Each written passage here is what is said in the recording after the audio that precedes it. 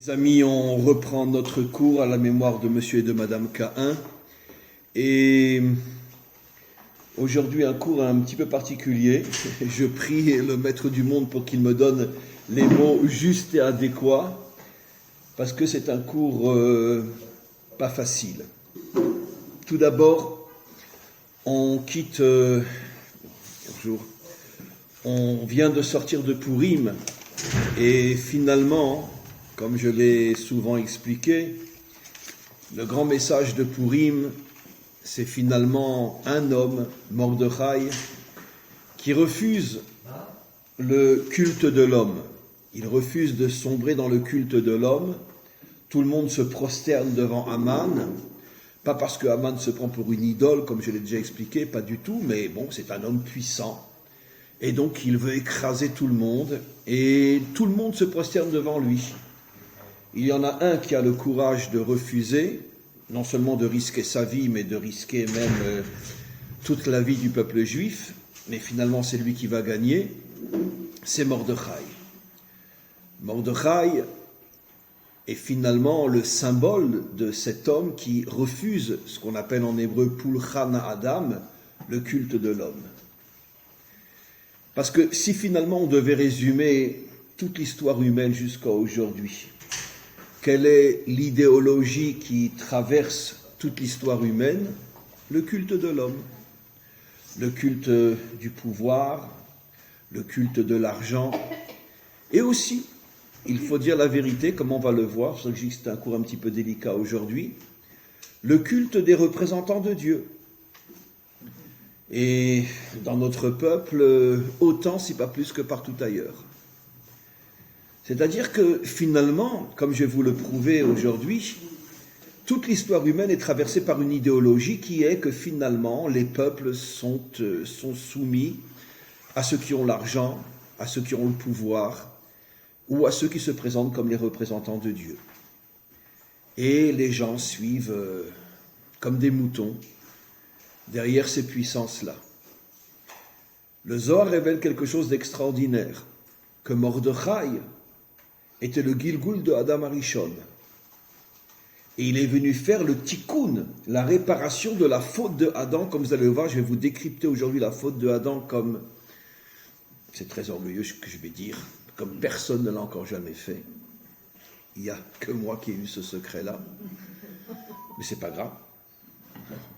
Moi aussi, je fais partie du culte de l'homme. Applaudissez. Très bien. Et donc, nos maîtres disent, dans les secrets de la Torah, que Mordechai était le Gilgul de Adam, et la raison pour laquelle il a refusé de se prosterner devant Aman, en sachant qu'il mettait tout son peuple en danger, et lui le premier, c'est parce qu'il voulait, il savait, c'était un homme qui avait le roi HaKodesh, qui était animé, on pourrait dire, d'un esprit prophétique. Il avait compris qu'il était le Gilgul, la réincarnation de Adam Arishon, et il a voulu faire, et il a réussi d'une certaine manière, le tikkun de Adam Arishon. Il a commencé, la véritable réparation se fera avec le Mashiach, qui lui aussi est une partie de Adam Arishon, comme on le sait. Tous les grands sont des réincarnations de Adam Arishon, jusqu'au Mashiach, qui terminera le tikkun de la première faute qui a fait tomber toute l'humanité jusqu'à la délivrance finale. Mais Mordechai, lui aussi, était un élément du tikkun, et c'est la raison pour laquelle il a refusé de se prosterner devant Aman. Alors bien sûr, vous pouvez me poser la question, quel rapport entre la faute de Adam et le fait de ne pas se prosterner devant l'homme? Eh bien, je vais vous révéler, mes amis, quelque chose qui n'a encore jamais été dit, que finalement, quand on arrive à décrypter fondamentalement et profondément la faute de Adam, on se rend compte, évidemment, vous savez tous et toutes, je vous l'ai déjà expliqué des milliards de fois, que toute la Torah est codée, ce ne sont que des métaphores, et il ne faut strictement rien prendre à la lettre, parce que tous les véritables messages de la Torah sont cachés au plus profond des versets eux-mêmes, et seuls ceux qui ont les clés arrivent à mettre en évidence ce que nos maîtres appellent le Or HaGanuz, la lumière qui est cachée, Or HaGanuz, la lumière cachée, à l'intérieur de la Torah elle-même. Quelle était fondamentalement la faute de Adam? Nos maîtres nous disent que, dans le Zohar, que l'arbre de la connaissance du bien et du mal, ne me demandez pas pourquoi, parce que ce n'est pas le sujet aujourd'hui, mais je vous le dis, c'est marqué des dizaines de fois dans le Zohar, cet arbre-là représente la tribu qu'on appelle la tribu de la Malchut, de la royauté. Ça veut dire d'une certaine manière du pouvoir. D'après nos maîtres, je l'ai déjà enseigné des dizaines de fois, l'arbre n'était pas interdit pour toujours. L'arbre était interdit jusqu'à la fin de Shabbat. Adam devait d'abord traverser le Shabbat, et tout de suite après, il aurait fait le 4e repas, ce que nous on appelle Melavé Malka en hébreu, 3 repas dans le Shabbat et un repas à la fin du Shabbat. Et le repas à la fin du Shabbat devait être précisément avec cet arbre-là, qui représente la Malchut, la royauté. Mais il fallait d'abord passer le Shabbat. On va bien sûr décrypter dans quelques instants. Adam s'est précipité, il n'a pas voulu attendre jusqu'à la fin du Shabbat, et il a mangé de cet arbre-là, lui et son épouse, le 6e jour, le jour où ils ont été créés. Encore une fois, ce sont des codes. On va décrypter ce que signifie le 6e jour et pourquoi ils ont voulu manger le 6e jour. Alors commençons par le Shabbat. Dit d'une manière très simple, c'est quoi le Shabbat? C'est le retour vers Dieu. Shabbat vient du mot lashuv, revenir. C'est la prise de conscience que finalement le Créateur et le dirigeant de ce monde, c'est Hachem. Et donc la raison pour laquelle Hachem dit à Adam, ne mange pas de cet arbre-là avant que tu aies traversé le Shabbat, puisque cet arbre représente la royauté, je veux que tu ramènes la royauté à moi. C'est moi le Créateur, c'est moi le véritable dirigeant de ce monde. Donc d'abord tu reviens vers moi, tu prends conscience que je suis le roi de ce monde, et après quand tu manges de cet arbre-là, évidemment c'est pas une histoire de manger, c'est des symboles tout ça, c'est-à-dire que la royauté représentée par cet arbre-là, tu me la ramènes à moi. Comme il est dit au moment de la délivrance, Vayom Haoui Hashem le Meler al Kol Haaretz. Dieu sera reconnu comme roi sur toute la terre. Donc, le décodage de ce qui devait être fait et ce qui n'a pas été fait, c'est qu'une fois que tu auras compris, grâce au Shabbat, que je suis le roi de ce monde, tu manges de cet arbre-là, décryptage, tu me ramènes la royauté, tu prends conscience que le roi, c'est moi. Et Adam a fait une très très très grave faute. Il a mangé de cet arbre-là le 6e jour. C'est-à-dire qu'il a amené la royauté au 6e jour, et pas à Dieu. Que représente le 6e jour? Le 6e jour, c'est la tribu de qui? De Yosef, Hatzadik. 1er jour Abraham, 2e jour Yitzhak, 3e jour Yaakov, 4e jour Moshe, 5e jour Aaron, 6e jour, le jour où Adam est créé, d'après les décryptages, d'après les codes bien sûr, 6e jour il est créé, c'est la tribu du Yesod. Yesod, Tzadik, Yesod, Olam. Le juste est le fondement du monde. Et donc, d'une certaine manière, qu'est-ce que Adam a fait? Il a refusé de donner la royauté à Dieu et il l'a donnée à qui? Au juste, à Yosef. Yosef n'existait pas encore à cette époque-là, mais Yosef c'est le symbole du juste. C'est-à-dire que la faute terrible de Adam, c'est qu'avec lui a commencé le culte de l'homme. À un niveau très très haut, parce que Yosef n'est bien sûr pas un milliardaire devant lequel on se prosterne, c'est pas un politicien ou un dirigeant devant lequel on se prosterne, c'est pas ni un curé ni un rabbin devant lesquels on se prosterne. Yosef, c'est quand même un juste authentique. D'accord? Mais d'un autre côté, la faute au niveau de sa racine, c'est que l'histoire humaine a commencé avec le refus d'un homme de reconnaître la royauté d'Hachem et de préférer donner la royauté, même si c'était à un niveau très très haut, de donner la royauté à un homme. C'est lui le roi. C'est lui le roi. Bien qu'au niveau de la faute de Adam, c'est à un niveau très très très très haut. D'accord? Parce que, je vais donner des exemples simples. On a le droit d'honorer, de respecter Rabbi Shimon Bar Yochai. On a le droit d'honorer, de respecter le Baal Shem Tov. On a le droit de respecter le Rabbi de Lubavitch, Rabbi Nachman, le Gaon de Vilna, aujourd'hui notre génération Rav Kanievski. Mais ça se joue à un cheveu. Ça se joue à un cheveu. Comme je dis toujours, excusez-moi, je vais le dire à la dino, mais je le fais exprès pour que vous puissiez le comprendre. Tout le monde attend le Mashiach. Je vais vous dire franchement, moi j'en ai rien à foutre du Mashiach. Je vais vous donner un exemple. Oui, vous allez comprendre. Et après vous allez m'applaudir. Je vais expliquer pourquoi. Si je dois faire des réparations chez moi à la maison, j'ai déjà dit 1000 fois, d'accord? J'appelle un artisan. Je lui dis, monsieur le marteau, vous venez chez moi, ou je dis, monsieur l'artisan, vous venez avec votre marteau? Le marteau, c'est un ustensile dont l'artisan a besoin pour faire des réparations chez moi. Mais quand il va venir, je vais lui serrer la main, je ne vais pas dire, montrez-moi votre marteau pour que je l'embrasse. Le Mashiach, c'est un ustensile entre les mains d'Hachem pour amener la délivrance finale. Ce n'est qu'un ustensile. Comme Moshe était un ustensile pour recevoir la Torah. Je sais que ça choque ce que je dis. C'est pour ça que je le dis. Moi, j'en ai rien à foutre du Mashiach. Je ne suis pas en train d'embrasser le marteau, la scie, le pinceau. Quand je rentre chez moi le soir et que je vois que l'artisan a fait chez moi des travaux magnifiques, c'est à lui que je dis merci. Je lui demande pas, montrez-moi votre marteau, montrez-moi votre scie, montrez-moi votre... Mais j'en ai rien à faire, moi, de ces ustensiles. C'est lui qui, avec ces ustensiles, a réparé ma maison, a fait le tikkun du monde. C'est Dieu qui répare le monde. Il a des ustensiles qui sont le Mashiach, Moshe, etc.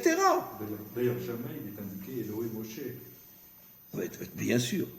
On ne dit pas, bien sûr. Plus encore. Je lui ai déjà dit ça. Et je le redis chaque Pessah. Le soir de Pessah, on lit la Haggadah. Je vous dis franchement, quand je dis j'ai envie de pleurer, parce que elle est tellement vraie, la Torah. Dites-moi, dans toute la Haggadah qu'on lit le soir de Pessah, on ne parle que de la sortie d'Égypte. Qui nous a sortis d'Égypte? Moshe. On ne cite pas une fois son nom dans toute la Haggadah. C'est pour montrer que c'est Hachem qui nous a sortis. Pour bien nous faire comprendre que c'est qu'un marteau. Le vrai roi de ce monde, c'est Hachem. Il a des ustensiles extraordinaires. Comme moi, par exemple. Très bien. Mais ce ne sont que des ustensiles. On ne vénère pas un ustensile. On ne se prosterne pas devant un ustensile. Et on ne sait même pas où est enterré Moshe, pour ne pas que justement Non seulement, je reprends ce que notre ami dit, on ne le cite pas une fois dans toute la Haggadah, et en plus, on ne sait même pas où il est enterré. Et vous savez pourquoi on ne sait pas où il est enterré? Parce que nos maîtres disent, si on avait su où il est enterré, ça serait devenu le plus grand temple idolâtre de la planète. Mais évidemment, tout le monde aurait été là-bas, se prosterner devant la tombe de Moshe, évidemment. Donc Hachem ne voulait pas qu'on transforme Moshe en idole, il nous a caché là où il est enterré. Voilà. Parce que c'est ça le défaut de l'homme. Dès qu'on voit un homme bien, waouh! Non, maintenant, vous comprenez pourquoi je l'ai dit à la dino, j'en ai rien à foutre du Messie? Pourquoi? Parce que ce n'est qu'un ustensile entre les mains du maître du monde. Moi, je ne vénère qu'un seul... Enfin, je ne veux pas dire être, parce que j'ai pas d'autre mot. Moi, je ne vénère qu'une seule dimension, c'est Dieu. Un point, c'est tout. Maintenant, il a encore une fois des ustensiles fabuleux. Le Mashiach, c'est un ustensile fabuleux. Mais ça reste un ustensile. Ça reste un ustensile. Pourquoi vous croyez que Moshe, c'est pas de moi, c'est le mec qui il a refusé pendant une semaine, d'après notre tradition, pendant une semaine, il a refusé d'être le Goël, le libérateur. Parce qu'il connaissait la mentalité des Juifs. Il savait très bien que s'il les libère, il va devenir le petit Dieu des Juifs. Et lui, qui était tellement humble, Anav Mikol Adam, le plus humble des hommes, il a dit, mais non, mais attends, ça va pas, mais attends, mais je les connais les hommes, les Juifs, les hommes. Je les connais. Si je les sors d'Égypte, ils vont tellement me vénérer que Hachem lui a répondu, t'inquiète pas, ils te vénéreront pas. D'accord? Même ils vont vouloir te lapider. Et c'est ce qui s'est passé. Qu'est-ce qui s'est passé? Nos maîtres vont jusqu'à dire que Hachem a tourné le cœur des Juifs, que non seulement ils n'ont pas vénéré Moshe, mais d'une certaine manière, plusieurs fois, ils se sont même révoltés contre lui. Et ça vient d'Hachem pour ne pas qu'il sombre dans l'idole Moshe. Alors maintenant, vous comprenez que finalement, à partir du moment où Adam il a fait cette faute de donner la royauté à un homme, aussi grand soit-il, puisque c'est le 6e jour, c'est le tzaddik. Après, les choses vont commencer comme une avalanche. Une avalanche, ça commence avec quoi? Une petite boule. Mais après, quand elle tombe sur le village, c'est plus une boule. Et bien, du culte du tzaddik, on est passé au culte du riche, au culte du pouvoir et au culte de n'importe quoi. Voilà ce qui s'est passé. Voilà. Ça a commencé très haut, mais après, ça a descendu, jusqu'à ce qu'on arrive, c'est avec ça que j'ai commencé mon cours, le culte d'Aman. Une grosse crapule, d'accord, qui veut se faire passer pour je ne sais quoi, et devant lequel tout le monde se prosterne. Et ça a commencé avec la faute de qui? La faute de Adam. Vous comprenez maintenant pourquoi le Zohar dit que Mordechai était le Gilgul de Adam? Parce que Mordechai a compris que se prosterner devant Aman, c'est l'avalanche qui émet d'une boule de neige. Adam a commencé à vénérer une boule de neige, et on en arrive des siècles après à vénérer une grosse crapule, au point que tout le monde tremble devant lui et se prosterne devant lui. Mordechai dit, puisque moi je suis le Gilgul de Adam, je vais faire le tikkun, je vais faire la réparation, je ne me prosterne pas devant Aman. Et finalement, il a tout transformé, Vena Forou, et il est arrivé à le vaincre. Eh bien, mes amis, commençons notre paracha aujourd'hui. Notre paracha, cette semaine, parle de la faute du veau d'or. Alors là aussi, comme la faute de Adam, 99,9% des hommes et des femmes sur terre, y compris 99% des juifs, n'ont rien compris, ni à la faute de Adam, ni à la faute du veau d'or. 99% des juifs imaginent, alors que nos maîtres disent tout le contraire, que la faute du veau d'or, ils ont fait une idole, ils ont commencé à danser autour, à se prosterner, etc. Il faut vraiment être idiot pour pouvoir dire une chose pareille, comme l'explique entre autres Nachmanide, qui dit que ce n'était pas du tout un acte idolâtre. Parce que, n'oublions pas que quelques jours avant, il venait quand même de recevoir les 10 commandements et d'entendre « tu ne feras pas d'idole ». Comment on peut imaginer qu'ils viennent d'entendre, bon, encore une fois, ce sont des métaphores, mais je reste dans la métaphore, de la bouche d'Hachem lui-même, ils entendent « je suis Hachem, ton Dieu qui t'est sorti d'Égypte, et tu n'auras pas d'autre Dieu que moi, et tu ne te feras pas d'idole », et quelques jours après, ils font un veau d'or, dans le sens une idole. Quel idiot qui va faire une chose pareille? Non, c'est beaucoup plus profond que ça. Alors regardons ce que dit Rashi. Comment qu'ils ont fait le veau d'or? Ce sont des métaphores, bien sûr. Nous, on est dans le décryptage. Mais recommençons par les métaphores, par les codes. Ils ont trouvé la plaque de fer sur laquelle il était marqué « Allez, Shor », que le taureau monte, que Moshe avait jeté dans le Nil pour récupérer le cercueil de Yosef. Parce que les pharaons avaient caché le cercueil de Yosef, parce qu'ils pensaient que toute la bénédiction de l'Égypte venait de Yosef. Ils ne voulaient pas que les Juifs prennent avec eux Yosef, et ils l'ont caché dans le Nil. Qu'est-ce que Moshe a fait? Ce sont des métaphores, encore une fois. Mais nous, ce qui nous intéresse, c'est le décryptage. Il a marqué sur une plaque de fer à l'échor que le taureau monte. Pourquoi? Puisque, comme on le sait, Yosef est comparé au taureau. Les 4 fameux animaux qui portent le trône divin, le lion, l'aigle, le taureau, et le 4e, il a une face d'homme. D'accord? Nos maîtres disent, le lion fait allusion à Yehuda, le taureau fait allusion à Yosef, l'aigle fait allusion à Yaakov. Pourquoi? C'est pas le sujet. Et l'homme fait allusion, la face d'homme fait allusion au Mashiach. qui est l'homme authentique. Maintenant, le taureau représente Yosef. Qu'est-ce qu'a fait Moshe? Il a marqué à l'échor que le taureau monte. Il a jeté cette plaque de fer dans le Nil. Donc, en principe, si tu jettes une plaque de fer dans le Nil, il n'y a aucune chance qu'elle puisse remonter. Et la plaque de fer est remontée avec le cercueil de Yosef. Et comme par hasard, il trouve cette plaque de fer, il la jette dans l'endroit où ils avaient pris, vous savez, ils avaient pris tous les bijoux des femmes et les bracelets, etc. Ils avaient jeté ça dans une sorte de grande marmite, bon, peu importe. Ils jettent la plaque de fer dedans, ce sont des métaphores bien sûr, et tout d'un coup un taureau sort. D'accord? Le taureau, c'est le symbole de qui? Eh bien de Yosef. Waouh! Et dites-moi, qu'est-ce que dit la Torah? Combien d'heures avant la venue de Moshe ils ont fait le veau d'or? Oh la Torah, je ne sais pas d'où tu sors. Combien d'heures? Mais non, mais c'est tout. Je dis comme je dis toujours, tout est dans la Torah, dans les mots même, dans les lettres de la Torah, tout y est. Mais malheureusement, on ne sait pas les décrypter.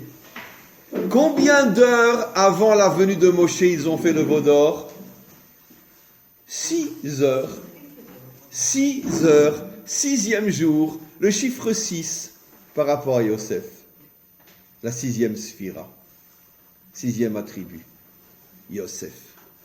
Ça veut dire ils ont fait la faute du veau d'or 6 heures avant la venue de Moshe, avec la plaque qui symbolise Yosef. Le taureau n'est pas du tout une idole, il symbolise tout simplement qui? Le tzaddik. Et qu'est-ce qu'ils ont fait? Nos maîtres disent, pas seulement dans le Zohar, y compris dans le Talmud, que la faute du veau d'or est la répétition au niveau du peuple juif de la faute de Adam. Si je n'avais pas dit tout ce que vous avez dit, comment vous comprenez? Quel rapport entre la faute du veau d'or et la faute de Adam? Là c'est un taureau, là c'est un arbre, mais j'ai tout expliqué. La faute de Adam, c'était le culte de l'homme. La faute du veau d'or, c'est à nouveau le culte de l'homme, la 6e heure. Yosef, qu'est-ce qu'ils ont voulu dire? Ils ont voulu dire à Hachem, écoute, toi te nommer comme roi, c'est très compliqué, parce qu'on ne te voit pas, on ne sait pas où tu es, on ne sait pas qui tu es. On a besoin d'un roi plus visible, plus proche de nous. Alors, tu es d'accord qu'on prenne un grand sadique comme notre roi? Et ils ont refait la faute de Adam. C'était avant la construction du... Avant la construction du Mishkan. Parce que c'est là la présence d'Hachem. Bien sûr, évidemment. C'est pour ça que tout après, Hachem leur demande de faire le Mishkan, comme explique Rashi, pour commencer à réparer la faute. Oui. Donc, est-ce que Adam était conscient, il était conscient quand il a fait d'être le 6e jour, il était conscient de tout ce que, enfin par rapport à Yosef, par rapport aussi. Oui, il était conscient. Attention, Adam, c'est pas vous et moi, évidemment. Ça se joue à une subtilité qui dépasse notre compréhension. Mais malgré tout, oui. C'est-à-dire que, je le dirais d'une manière très simple, c'est le problème de tous les hommes sur Terre. On a besoin de représentation. On n'arrive pas à rester dans l'abstrait. On n'arrive pas à s'attacher à un Dieu qu'on ne voit pas. C'est difficile. On a besoin d'intermédiaires. C'est ça l'idolâtrie en vérité. On a besoin d'intermédiaires qui nous rassurent parce que c'est proche de nous. Comprenez? Voilà. Comme je dis, juste un instant, juste pour terminer, comme je dis toujours, on attend le Mashiach. Excusez-moi, je vais le dire à la dino, mais c'est la phrase la plus idolâtre jamais dite sur terre, et en plus par les Juifs. Mais on n'en a rien à foutre du Mashiach, on n'attend pas le Mashiach, on attend Hachem. On attend Hachem, pas le Mashiach. On attend Hachem. Maintenant, encore une fois, il a besoin d'un ustensile qui est le Mashiach. Mais je ne vais pas m'amuser à embrasser le marteau. Si déjà je dois dire merci à l'artisan, et l'embrasser, c'est l'artisan que j'embrasse, c'est pas le marteau. Et aujourd'hui, vous voyez dans notre peuple, Iné, Mashiach, Mashiach. Comme je dis toujours, mais ça il ne faut pas l'enregistrer, le peuple le plus idolâtre sur terre, c'est les Juifs. Non, j'ai rien dit. faut continuer à venir à mes cours quand même. Hein. Très bien. Ben oui, oui. Aaron a laissé faire donc. Bien sûr. Aaron a laissé faire. Et vous savez pourquoi Aaron a laissé faire? Parce que lui-même est le grand prêtre, il est le grand Kohen Gadol, il est le représentant de Dieu, et d'une certaine manière, lui-même est tombé dans ce piège. Eh oui, il est tombé dans ce piège. Aaron, c'est le Kohen Gadol. Et donc, il est tombé dans ce piège, finalement, de donner trop d'importance à l'intermédiaire, plus qu'à sa source, qui est Dieu lui-même. Et je vais vous le prouver dans quelques instants, que Moshe a tout compris. Ça veut dire que la faute du veau d'or est la répétition au niveau du décryptage de la faute de Adam, le culte de l'homme. Bien que là, il s'agit d'un homme d'un très haut niveau, c'est un grand juste, c'est Yosef. Et maintenant, je vais vous relever quelque chose, mes amis. Mais là, c'est fou. C'est fou. Je suis très fier de mon cours aujourd'hui, pour Hachem. Ouais. Dites-moi, pourquoi le tzaddik qui s'appelle Yesod? C'est quoi le Yesod en français? Les fondations. Les fondations, c'est vrai que c'est elles qui tiennent la maison. Mais on les voit, les fondations. Elles sont en évidence, les fondations. Je vous promets, je ne plaisante pas. Quand je dis ça, j'ai envie de pleurer. Je dis, c'est pas possible, mais quelle vérité dans notre Torah quand on la comprend? Pourquoi le tzaddik s'appelle Yesod? C'est vrai que le tzaddik, c'est lui qui soutient le monde. Dans le sens que tu ne peux pas peindre sans pinceau, tu ne peux pas enfoncer un clou sans marteau. Tu ne peux pas travailler sans ustensiles, donc les ustensiles sont fondamentaux. Mais après, tu les ranges dans la boîte à outils et on ne les voit plus. Pourquoi le tzaddik s'appelle Yesod? C'est-à-dire, il est en dessous. Pour nous montrer que le juste authentique, le vrai, le grand juste, c'est celui qui ne se montre pas, qui fait tout son travail, mais sans que personne ne le sache, sans que personne ne le voie. C'est pour ça que nos maîtres nous disent que dans chaque génération, il y a 36 tzadikim nistarim, 36 justes cachés. Les vrais justes sont les justes cachés. Ça veut dire on peut le croiser et puis même pas se douter que c'est injuste. Parce que tout son travail, il le fait en cachette. C'est eux qui sont appelés vrais justes. Pourquoi? Parce que justement, comme ils sont cachés, ils sont comme les fondations. Ils font un travail inimaginable, mais pour pas qu'on les transforme en idoles, ils se cachent et on ne les voit pas. Et nos maîtres nous disent que dans chaque génération, il y a 36 justes cachés. Nos maîtres rajoutent, dont les 2/3 sont en Israël et 1/3 en Chutz La'aretz, pendant tout le temps de l'exil. Mais même pendant l'exil où 99% des Juifs étaient en dehors de la terre d'Israël, il y a toujours eu des Juifs malgré tout en Israël, les 2/3 étaient en Israël et 1/3 en Chutz La'aretz. Mais personne ne savait que c'était des tzadikim, personne. Pour donner des petits exemples, le Baal Shem Tov est resté voilé pratiquement jusqu'à les 2/3 de sa vie. Et vous savez quelle était sa profession? Il enseignait dans une école à des enfants. Il était professeur à des enfants de 5-6 ans. Alors que c'était déjà injuste, jusqu'à ce que, bon, d'après notre tradition, je ne rentre pas dans les détails, Eliyahu Hanavi s'est dévoilé à lui, il lui dit, maintenant tu es obligé de te dévoiler. Et au départ, il n'a pas voulu, comme Moshe a dit, non, je ne me dévoile pas. Mon travail doit être un travail caché. Eliyahu Hanavi a insisté, finalement il s'est dévoilé. Mais il s'est dévoilé le dernier tiers de sa vie. Pendant pratiquement toute sa vie, c'était un homme complètement caché, complètement voilé.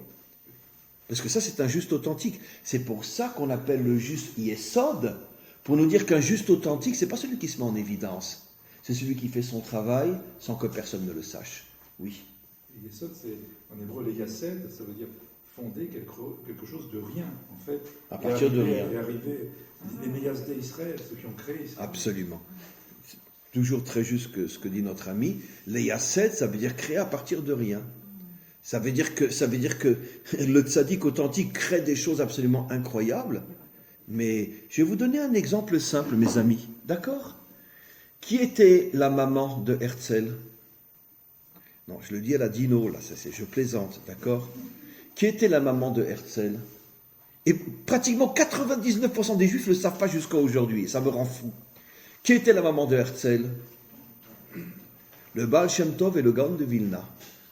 Ben oui, c'était la maman de Herzl, absolument, absolument. Qui sont les deux grands premiers maîtres d'Israël qui ont commencé à envoyer tous leurs élèves en Israël? Les deux. C'était le seul point où ils étaient d'accord. Alors qu'ils étaient constamment en dispute.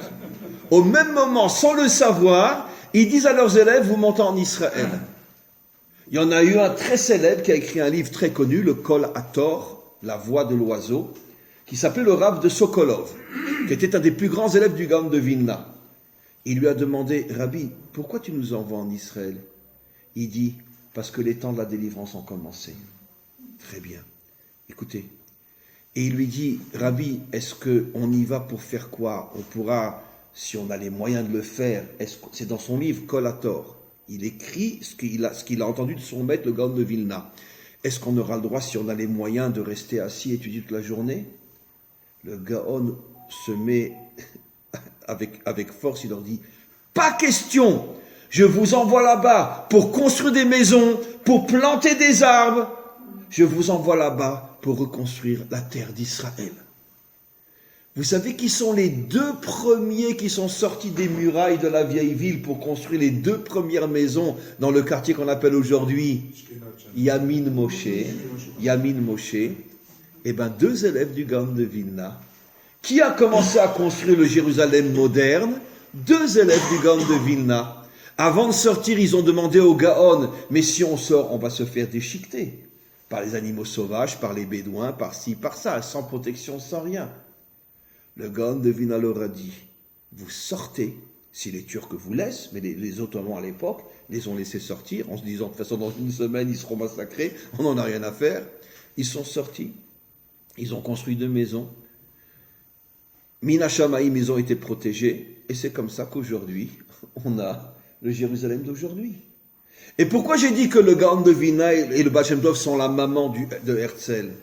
Parce que finalement, les premiers rabbanim qui ont commencé à comprendre qu'on rentrait dans les temps de la délivrance, ce qu'on appelle Ikvata Demshicha, les talons du Messie, et qu'il était temps maintenant de revenir en Israël, eh ben c'est le Gaon et le Baal Shem Tov. Le Baal Shem Tov a envoyé tous ses élèves dans le nord, et une partie à Hebron, et le Gaon de Vilna a envoyé ses élèves surtout à Jérusalem. Et c'est comme ça que finalement, ça a commencé. Après, bon, c'est venu sous la forme de Herzl, ça on pourrait l'expliquer pourquoi, et pourquoi pas un rabbi et pourquoi Herzl, il y a des explications à ça, mais finalement, qui a donné l'impulsion du retour? Mais ça, il faut que vous le sachiez, mes amis, regardez, vous verrez que tout est marqué. C'est le Gaon de Vilna, et maintenant plus que ça. Le Gaon de Vilna et Herzl et le Baal Shem Tov eux-mêmes ont quitté l'un la Lituanie et l'autre l'Ukraine, sont arrivés à Istanbul, mais quand ils sont arrivés à Istanbul, c'était en pleine guerre entre les Turcs, les Russes, je ne sais plus quoi, la Méditerranée était infestée de guerre, et ils ont dû rebrousser chemin, ils sont repartis. Et on a jusqu'à aujourd'hui, d'accord, un livre du Gaon de Vilna où il écrit à sa femme et à ses enfants que s'il arrive en Israël et qu'il arrive à s'installer là-bas, il les fera venir après, ça pourra prendre des mois, des années, il ne sait pas, mais en tous les cas, et ce livre-là est toujours jusqu'à aujourd'hui. Les deux sont partis rejoindre leurs élèves. Donc ça veut dire que finalement, cette impulsion a commencé avec deux maîtres d'Israël. Donc pourquoi j'ai donné cet exemple-là? Parce que jusqu'à aujourd'hui, 90% du peuple juif ne le sait même pas. Ça veut dire que c'était une action, on pourrait dire, de tzadikim qui était complètement cachée. Qu'aujourd'hui, vous demandez qui sont les premiers qui ont parlé du retour sur la terre d'Israël. 99% des juifs, je pense même chez les religieux, vont vous dire, les religieux vont dire c'était Herzl, et les laïcs vont dire c'était Herzl. D'accord? Mais qui va dire le Gaon de Vilna? Qui va dire Baal Shem Tov? Personne ne le sait. Et pourtant, c'est de l'histoire authentique. Maintenant, continuons, mes amis. Donc, si tu es un tzaddik, tu dois être comme les fondations. Essaye d'agir le plus possible en secret, pour ne pas qu'on te transforme en idole. Parce que malheureusement, c'est ce qui se passe aujourd'hui. Aujourd'hui, les politiciens, les riches, les représentants de Dieu sont considérés comme le rabbi a dit, le rav a dit, etc. Le marteau a enfoncé le clou. Non, c'est pas le marteau qui a enfoncé le clou. C'est l'artisan qui tient le marteau qui enfonce le clou. Donc c'est pas le rabbi qui a dit non. Le rabbi n'est que le représentant de la parole d'Hachem, si c'est un rabbi authentique, bien sûr. Non, ne dit pas le rabbi a dit Hachem a dit. La preuve, vous avez déjà lu le Nar, la Bible en français? Est-ce qu'à l'époque on disait le prophète a dit? On disait Ko Amar Hachem, Dieu a dit. Ah tiens, c'était Dieu directement qui parlait? Non, il parlait à l'intermédiaire du prophète. Mais vous ne verrez jamais dans la Bible qu'il ait dit le prophète a dit. Sauf chez les faux prophètes. Là, on dit le prophète a dit. Mais chez les vrais prophètes, on dit Dieu a dit. Mais attends, c'est le prophète qui parle. Mais le prophète, c'est un micro. On ne va pas aller embrasser le micro.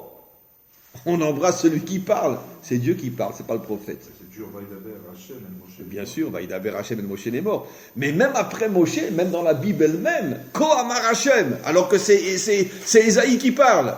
Pourquoi on dit Ko Amar Hachem, Ko Amar Ésaïe? Non, mais on n'en a rien à faire d'Ésaïe. Nous, ce qui nous intéresse, c'est ce que dit Hachem. Et Ésaïe, c'est son micro. C'est pas facile de revenir à la véritable source, qui est Dieu. Parce qu'on a tellement besoin de sentir les choses qu'on se fait des idoles. Et regardez maintenant ce qui va se passer, là vous allez tomber par terre. Quand Moshe revient, il voit le veau d'or, ça j'en parlerai tout à l'heure, il casse les premières tables, et malheureusement on va en recevoir après les deuxièmes qui n'ont rien à voir avec les premières, comme je vais vous l'expliquer. Rien à voir.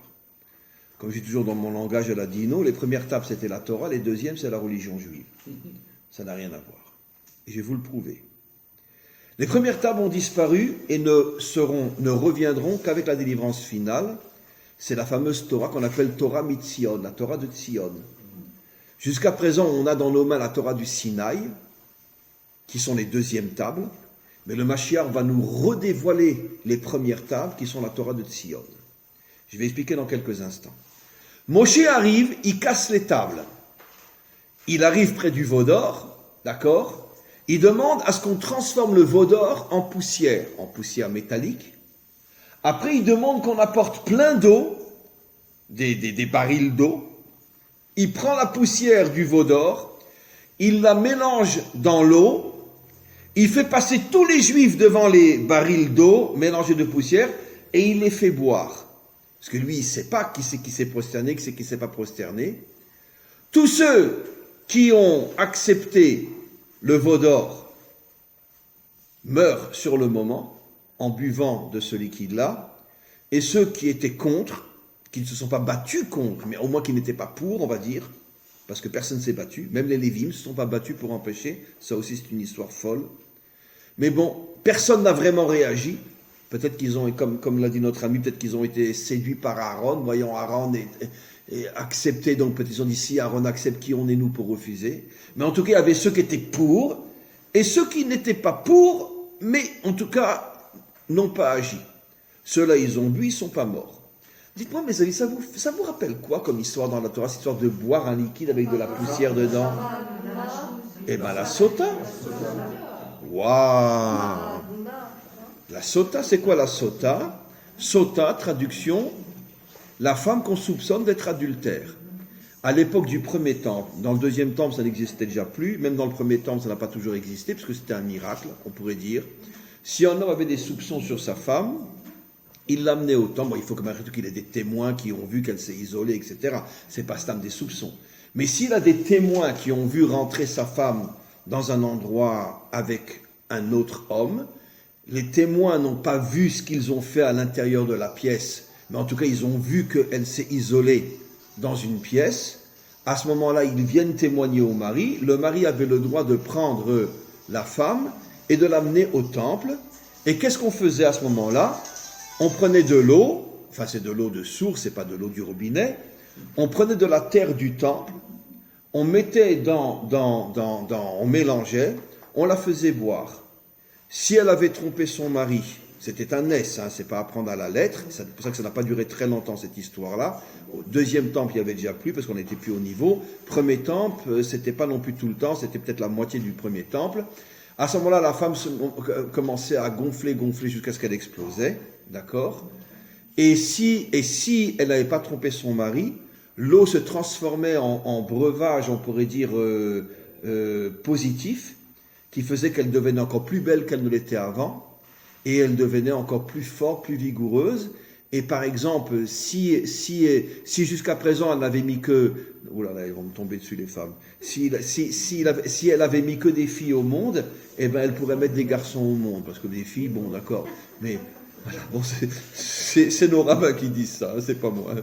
Bon, bref, Bekitsour, et donc elle devenait plus belle qu'avant, elle commençait à enfanter des garçons, etc., si elle avait eu que des filles, par exemple. Donc, ou les eaux la tuaient, ou les eaux la rendaient encore mieux que ce qu'elle était jusqu'alors. Et ben, et le mari qui a accusé faussement sa femme. Comment ? On n'en parle pas. Alors, d'abord, sachez que si le mari lui-même, même s'il a regardé une femme un jour dans sa vie, les eaux ne marchaient pas. À plus forte raison, si lui-même il a fait des bêtises, les eaux ne marchaient pas. Mais nos maîtres nous disent, même si il a été attiré par une femme et il l'a regardée, etc., avec des pensées, rien que des pensées, les eaux ne marchaient pas sur sa femme.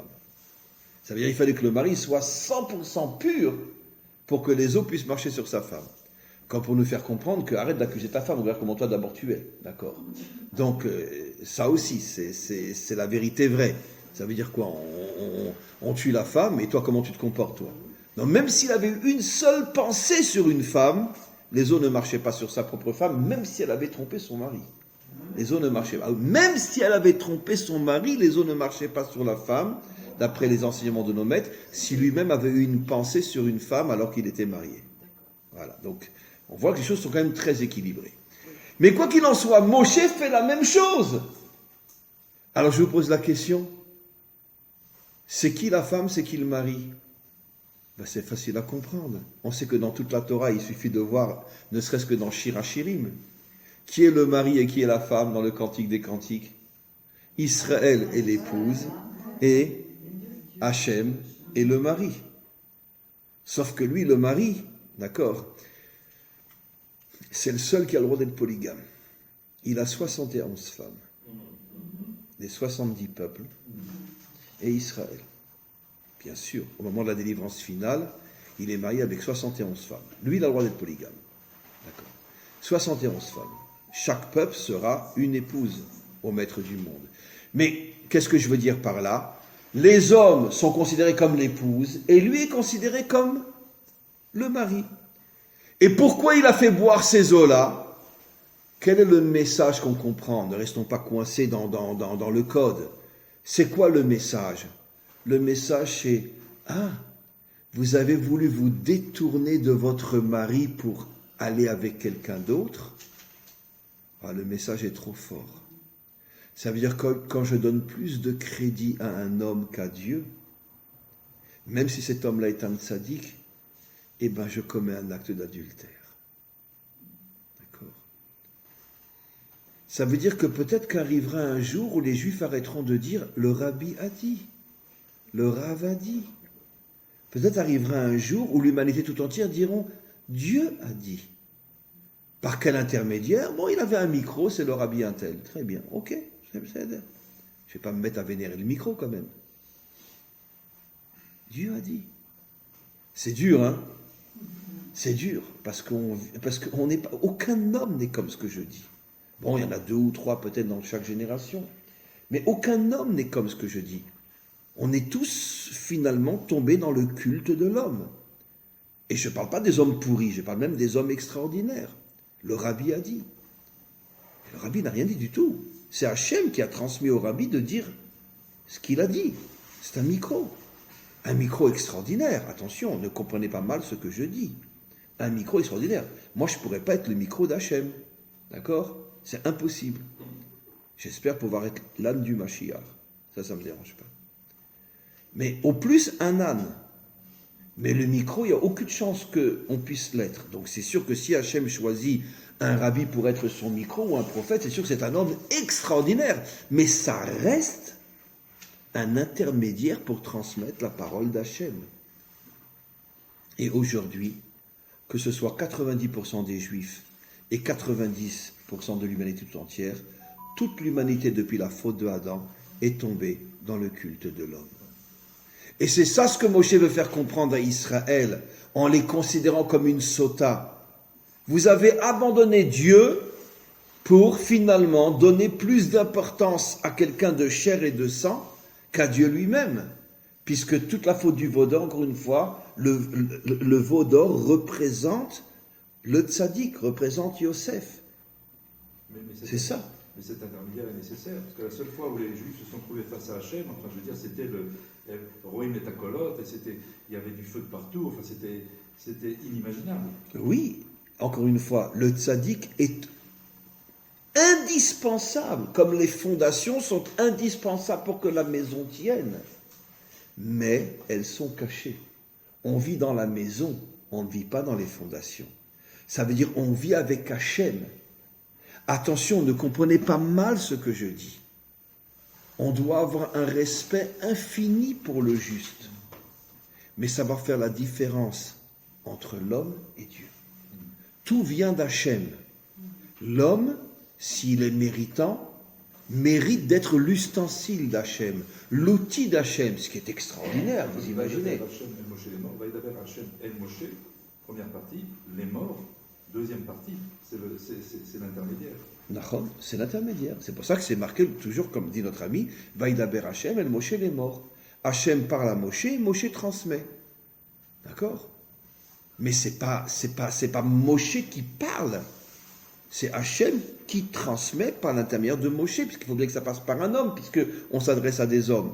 Et même à cette époque-là, Israël n'avait pas le niveau de recevoir directement de la bouche d'Hachem, enfin la bouche spirituelle d'Hachem. Il fallait que ça passe par une bouche de chair et de sang.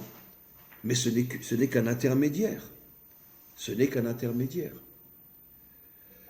Alors mes amis, qu'est-ce qu'on comprend de là? On comprend de là quelque chose d'absolument incroyable. La première faute qu'a fait Israël dans le désert, c'est la faute du veau d'or. Comme je l'ai décrypté et expliqué aujourd'hui, la faute du veau d'or n'a rien à voir avec l'idolâtrie telle que malheureusement beaucoup l'enseignent. C'est en vérité quelque chose de beaucoup, beaucoup plus subtil, c'est-à-dire le sentiment qu'ont tous les hommes sur terre d'avoir le besoin d'être en face de quelque chose de perceptible, au point que finalement on remplace Dieu par le juste. Et après, on remplace le juste par le riche par le pouvoir, le riche par le dictateur, et on sombre finalement dans le culte des animaux, quoi, des politiciens, les riches, machin, etc. Mais tout commence avec d'abord le culte du tzaddik. Et vous savez que, pour conclure, vous savez que, bon, dans pas si longtemps que ça, malgré tout, on va rentrer dans les 3 semaines entre le 17 Tammuz et le 9 Av. Le 17 Tammuz, c'était quelle faute? Celle dont on vient de parler, la faute du veau d'or. Le 9 Av, c'est la faute des explorateurs. Comment se fait-il que les 3 semaines, qui sont les 3 semaines de deuil, etc., correspondent le premier jour à la faute du veau d'or et le dernier jour à la faute des explorateurs? Ça veut dire quoi? Eh bien, mes amis, essayons de recomprendre, je l'ai déjà dit, mais on ne se laissera pas de le répéter. C'était quoi la faute des explorateurs? D'abord, qui a choisi les explorateurs? C'est Moshe. Donc c'est clair qu'il a pris des gens qui étaient bien, très bien. Ok, il n'a pas pris des crapules, c'est évident. Au départ, ils étaient bien. Au départ, ils étaient vraiment bien. Mais qu'est-ce que Rabbi Shimon Bar Yochai nous apprend? Parce qu'il n'y a que lui qui révèle les vrais secrets de la Torah. Ça veut dire l'essence de la Torah. Il nous apprend, Rabbi Shimon Bar Yochai dans le Zohar, que quand ils sont arrivés en Eretz Israël, c'était tous des chefs de tribu. Ils ont compris que si Israël rentre en Eretz Israël, il ne serait plus chef de tribu. Et Rabbi Shimon Bar Yochai a le courage de nous révéler que la vraie raison... Ah, la vitrine était très belle. Ils sont très forts, ils sont très puissants, des villes fortifiées. Oh là là, on n'y arrivera pas. Restons dans le désert parce que j'ai tellement besoin que vous vous prosterniez devant mon nombril. Non, ça ils n'ont pas dit, mais ils l'ont pensé. Très bien. Donc ils ont créé une belle vitrine. On veut, c'est marrant, on veut sauver notre peuple. On a vu de nos propres yeux qu'ils sont plus forts que nous. Nous, on vous aime. On veut vous sauver. D'accord. Écoutez-moi. Préparons-nous. Peut-être qu'on rentrera dans quelques années, pas maintenant. Mais en vérité, Rabbi Shimon Bar Yochai révèle quelque chose d'incroyable. C'est parce qu'ils ont compris que s'ils rentrent, ils ne seront plus les leaders d'Israël. Et ils ont sombré dans le culte de l'ego. Eh bien, qu'est-ce qu'on s'aperçoit que finalement, le premier jour des 3 semaines et le dernier jour des 3 semaines, le point commun, c'est quoi? Le culte de l'ego. Puisque la faute du veau d'or, c'est remplacer Dieu par le tzaddik, le rabbi a dit, et la faute des explorateurs, ce sont des tzadikim qui au départ, et tzadikim, Rachid dit qu'au départ c'est des tzadikim, au départ ils ne s'imaginaient pas qu'ils allaient perdre leur pouvoir. Mais quand ils ont compris qu'ils allaient perdre leur pouvoir sur Israël, ils ont inventé toute une salade de vouloir protéger le peuple juif, et en vérité, c'était uniquement pour pouvoir rester les leaders d'Israël. Ça n'a pas marché, parce que dès qu'ils sont revenus, ils sont tous morts. Donc ça n'a pas marché. Mais quoi qu'il en soit, Dieu les a punis. Mais ça, ils ne le savaient pas. Mais quoi qu'il en soit, qu'est-ce qu'on voit de là? On voit de là une chose absolument incroyable, et je n'ai pas fini encore. Je vais terminer par un dernier exemple, que finalement, toute la destruction du temple, qui est la maison d'Hachem, qui permet à Hachem de se dévoiler dans ce monde, eh bien c'est parce que on a toujours, dans tous les peuples, dans toute l'histoire humaine, y compris chez nous, on veut toujours remplacer Dieu par l'homme. Voilà. Ça, c'est le grand péché des hommes. On veut remplacer Dieu par l'homme. Et vous voulez qu'on termine par un exemple extraordinaire? Quel était le premier roi le plus crapuleux de notre histoire? Une grosse sale ordure qui a fait rentrer plein de veaux d'or dans les 10 tribus d'Israël. Jéroboam. Jéroboam. Yeravam en hébreu. D'accord? Au départ, c'était un très grand sadique. C'est le seul qui a eu le courage, au point de risquer sa vie, de s'opposer au roi Salomon, qui prélevait des impôts inimaginables sur le peuple juif, pour construire 1000 palais à ces 1000 femmes. Dans chaque palais, c'était rempli d'idoles. Mais ça, la majorité des Juifs ne le savaient pas. Un jour, Jéroboam a voulu aller voir. Attends, tu nous prends tellement d'impôts, d'accord, tu as 1000 femmes, très bien. Mais, ok, mais j'aimerais bien voir un peu ce qui se passe à l'intérieur. Il a commencé à rentrer en secret dans les palais des 1000 femmes et il a vu que c'était rempli d'idoles. Il est parti, il l'a dit à tout Israël. Et un jour, il était devant le roi Salomon, d'accord? Et il lui a dit, dis-moi, jusqu'à quand tu vas continuer à nous rouler comme ça? Le roi Salomon a mis sa tête à mort, il s'est réfugié en Égypte, jusqu'à la mort du roi Salomon. Après, il est revenu. Nos maîtres nous disent que c'était un homme tellement grand sur le plan de sa tzidkout, au point qu'il a eu le courage vraiment de risquer sa vie pour sauver le peuple juif, dénoncer ce qui se passait dans les châteaux des femmes de Salomon. Quand il est revenu, Hachem a dit au prophète, d'accord, que ça sera lui le roi des 10 tribus. Pour l'instant, c'était encore qu'un homme, un individu, très grand, etc. Le problème, c'est qu'une fois qu'il est devenu roi, quand il est rentré en politique, eh ben, il était plus politique. Ou plutôt, il avait des tics d'être poli, mais il était plus politique. Il est devenu un homme puissant. Et nos maîtres nous disent que un jour, il a eu une réflexion. On approchait de la fête de Pessah. Écoutez-moi bien. Et il s'est dit, mais attends, toutes les tribus vont aller au temple. Et le seul qui a le droit de s'asseoir au temple, c'est un roi de la tribu de Yehuda.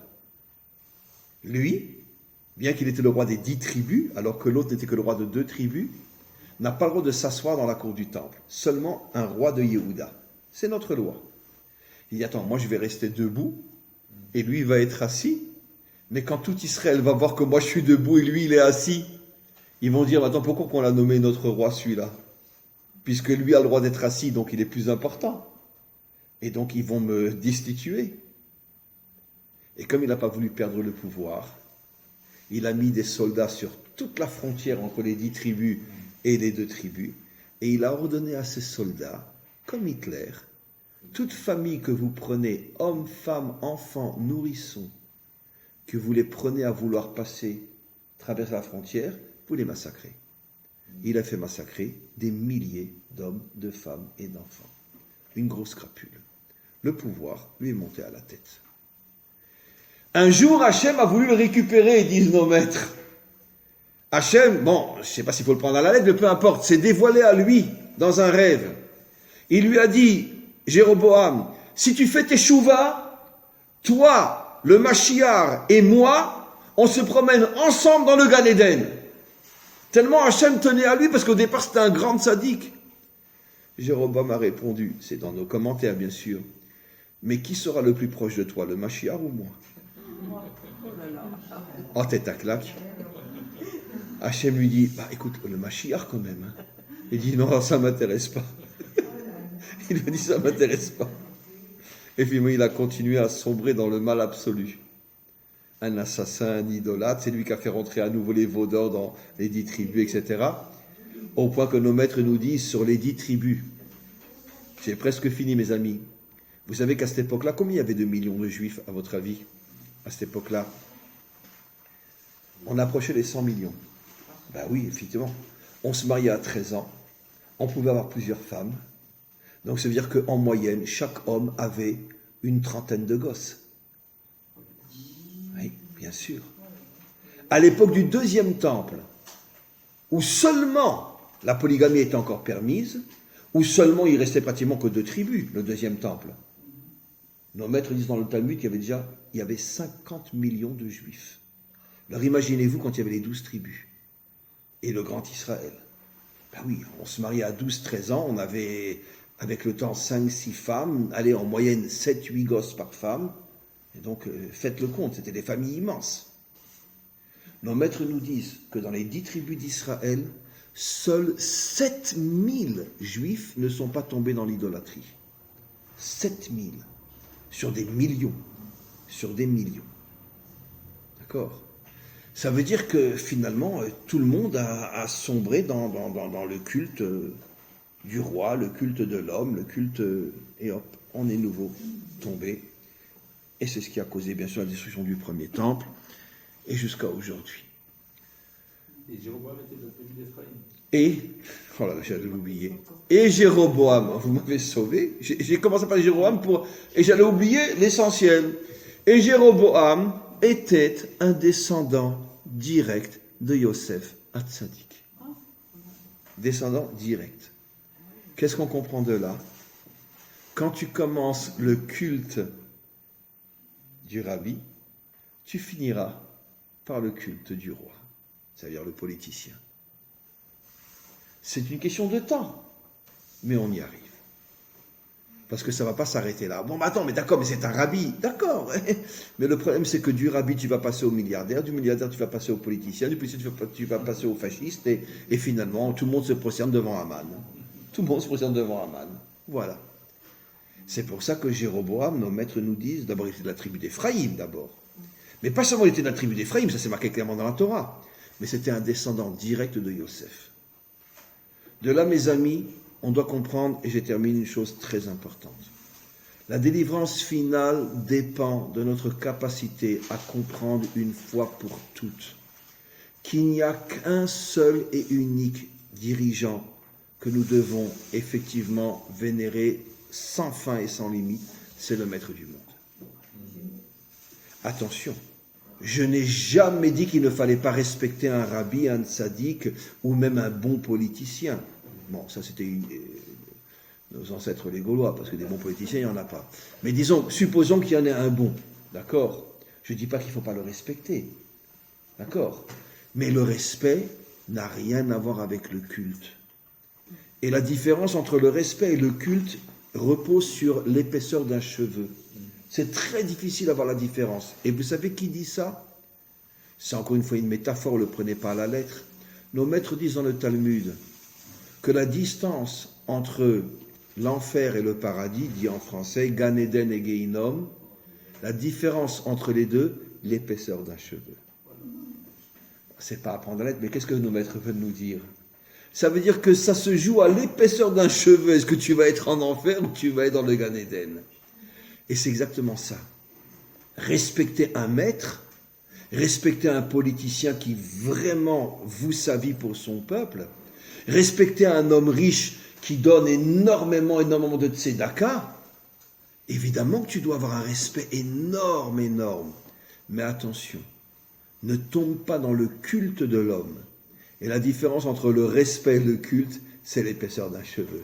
C'est ce qui va faire la différence si tu vas aller en enfer ou si tu vas aller au paradis. Et ce n'est pas un travail facile, car je peux vous garantir que jusqu'à aujourd'hui, y compris dans notre peuple, 99% de l'humanité sont tombés dans le culte et non dans le respect. Et Pulchan, il y a Pil, c'est les Pil et Chen. Waouh, vous êtes très fort. Regardez ce qu'il vient de dire. Pulchan en araméen, qui veut dire le culte de. Les premières lettres, P, Lamed, qui veut dire tu tombes. Chen, tu tombes dans, on pourrait dire dans le Chen, ça veut dire tu tombes dans l'éblouissement du juste. Tu tombes un oubli. Pulchan, tu tombes. C'est incroyable ce que vous dites. Pulchan, on dit, mais c'est Pulchen. Ça veut dire que tu tombes finalement dans l'extase, voilà le mot que je cherchais, dans l'extase devant le grand. Non, tu dois le respecter, mais pas d'extase. C'est le seul devant lequel tu peux être extasié, d'accord? Non, pas extasié. Le seul devant lequel tu peux être extasié, c'est devant Hachem, mais jamais devant un homme. Maintenant, encore une fois, ce que je dis, je l'avoue, est très dangereux. Parce qu'il ne faut pas non plus tomber dans l'autre extrême de dire, bon, ce n'est qu'un homme. Non, chas v'shalom, qu'à Dieu ne plaise. Je dis, même devant un politicien laïque qui donne vraiment et sincèrement sa vie pour son peuple, on doit avoir un respect énorme, même s'il est laïque. Parce qu'il voue sa vie à son peuple. Le respect, on doit l'avoir, mais pas le culte. Et encore une fois, ce travail est un travail très très dur. Le premier qui réussira à la perfection et qui deviendra un modèle pour l'humanité tout entière, ça sera le Mashiach, qui arrivera justement à respecter les hommes, respecter les peuples, respecter les différences, mais sans rendre un culte. Et c'est une des raisons pour lesquelles nos maîtres nous disent qu'il viendra sur un âne. Pourquoi pas dans une Volvo ou dans une Mercedes? Pourquoi il aura les moyens. Mais pourquoi sur un âne? Pour bien nous faire comprendre qu'il se considérera comme quelqu'un de très simple, de très... Un âne me suffit. Et même si je suis le Mashiach, un âne me suffit. J'ai pas besoin d'une Rolls-Royce. J'ai pas besoin de ça. Voilà mes amis.